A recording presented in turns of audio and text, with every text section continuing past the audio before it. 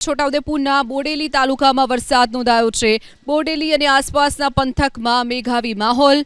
જબુ ગામ, સૂર્યાઘોડા, મોડાસર સહિતના ગામોમાં વરસાદ નોંધાયો છે। છોટાઉદેપુર જિલ્લામાં સાર્વત્રિક વરસાદ નોંધાયો છે। શહેર અને ગ્રામ્ય વિસ્તારમાં મેઘાવી માહોલ જોવા મળી રહ્યો છે, તો બોડેલી અને આસપાસના પંથકમાં પણ મેઘાવી માહોલ। તો વરસાદી માહોલની વચ્ચે રાજ્યના ડેમ અને બંદરોની વાત કરીએ તો તાપી જિલ્લાનો ઉકાઈ ડેમમાં નવા નીરની ભરપૂર આવક થઈ છે।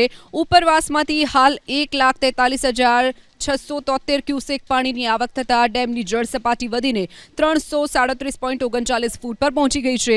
ડેમની જળ સપાટી વધતા 9 દરવાજા ખોલીને તાપી નદીમાં 1,11,890 ક્યુસેક પાણી છોડવામાં આવી રહ્યું છે।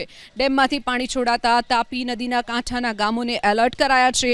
તો આ તરફ પંચમહાલનો પાનમ ડેમ, તેમાં પણ સતત પાણીની ભારે આવકના કારણે પાનમ નદીમાં પાણી છોડવામાં આવી રહ્યું છે।